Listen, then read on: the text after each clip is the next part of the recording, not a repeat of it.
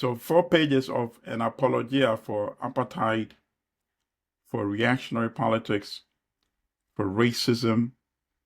It doesn't even, first of all, in the 4 pages, it does not even pretend what its agenda is. It does not mention once, not even one time, that unemployment of Black South Africans ranges from 37% to 40%. Number one. Number two, it does not mention the word land reform or land redistribution. Instead, there's a reference to Zuma being South Africa's Mugabe. And of course, Mugabe is hated by almost every European who've heard of Zimbabwe, because he dared to return the lands to the Africans, when in fact he had been promised that the money to buy the land would come from Britain and the United States. Britain reneged on that promise, and then the United States said, Britain is not a part of it. There's nothing for us to match, because we were going to match whatever Britain was going to provide. So that part is always missing in the narrative of how the land was given back to Africans in Zimbabwe. Completely disingenuous and dishonest, but that's what they always do. So in this article, you're hailing that this is a moment of remarkable achievement. Why?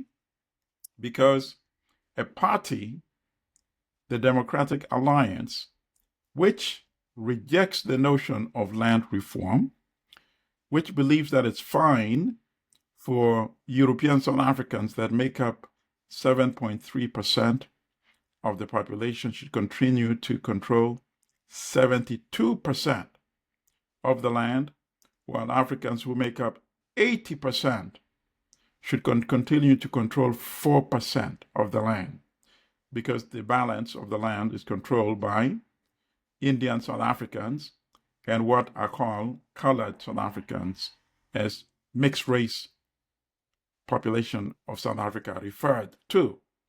So you are celebrating a coalition government between the ANC and this party that is actually yearning for the good old days of apartheid. And you call that remarkable. This is a moment to be celebrated. You're even using Bishop Desmond Tutu's name in vain. Of course, Bishop Tutu would not like this. Bishop Tutu risked his life during the era of fighting against apartheid. He led marches on the streets. He was in dangerous situations many times. They were not fighting for cosmetic change. They were fighting apartheid because they wanted the land and the resources of South Africa to be accessed by the majority population, which is the Africans, and not to be the exclusive domain of European South Africans, which it still is today, 30 years after apartheid. So instead of doing a serious story about how can we really get rid of structural apartheid, you're celebrating something which is temporary, because anyone with common sense and just an average level of intelligence can see that this arrangement will not last. You have a party which is your key ally in the government of national unity, and it's already drawn the line on the soil. There will be no land reform. We're going to continue holding on to the land. There will be no Black economic empowerment. You know, I don't know what kind of universe that this alliance, this coalition lives in. And obviously we know that the Economist lives in a different universe altogether.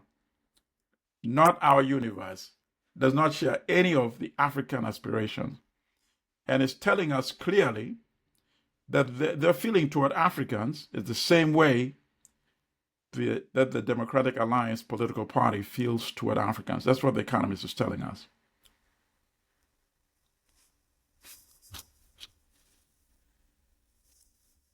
And there's a very interesting part. First of all, it dismisses MK. It dismisses the economic freedom fighters.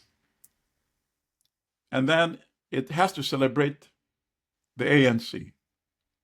It's only celebrating the ANC because the ANC is in partnership with the European controlled party, the Democratic Alliance. The MK and the economic freedom fighters both sprung from the ANC. So how can you demonize parts of the ANC, which simply now has a different name? As far as I know, the ANC has not yet officially abandoned the fight against apartheid, which is to recover the resources for the majority of the population. So on the one hand, you can't celebrate the ANC while condemning other parts of ANC, which has now taken different names, which is the MK and the economic freedom fighters. And then two other points. It makes reference to what Julius Malema, or his deputy, I believe, of the economic freedom fighters, said the ANC is now in a partnership with a party, which is the Democratic Alliance, which is a puppet of the white capitalist establishment. So it says that without any elaboration, because it knows that it's true, you see? It's 100% true. You know, it is opposing economic empowerment for Africans. It's opposing land reform. That is exactly what the white capitalist establishment wants. And then my final point. The friend of my friend is my friend. That's the philosophy of the Economist. So just a few months ago, it was tearing up the African National Congress. But now that it's in partnership with the white controlled party, now they're sane, they're sober, pragmatic politics.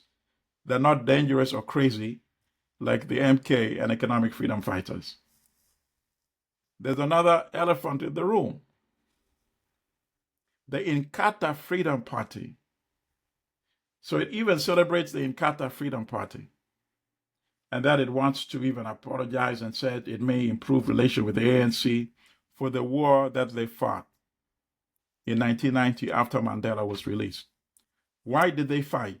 Because the Inkhata Freedom Party was a stooge and weapon of the racist apartheid government, which armed them and trained them to create havoc, to kill Africans who supported the African National Congress. And they had the incentive because the leadership at that time, including the late Gachabu Telezi, knew that Mandela was about to end up being president as soon as elections were held, after he was released in 1990. So obviously he had some envy and resentment. So he could be easily persuaded, which he was, into fighting fellow Africans. But now the role of the white minority racist government in fueling that conflict is washed away. This just becomes like, those were just Africans fighting each other. And now one of them has become responsible, the Inkhata Freedom Party, and that is the reason why it's also in this coalition government. Utter nonsense. And by the way, it says Malema's party got 9.5% of the vote. It says that MK, Zuma's party, got 14.6%.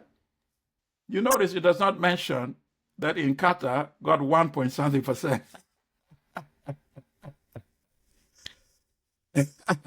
But they cannot pull a fast one on us because we know them like the back of our hand. And that is why we translate their deception on a weekly basis so that our people can be intellectually armed and equipped to know how to deal with the danger. And the only danger, they refer to the Economic Freedom Fighters and MK as dangerous parties. The only dangerous party in this discussion is the Economist magazine and the article that they wrote. Very dangerous. And we just went through explaining to our viewers why it is very dangerous.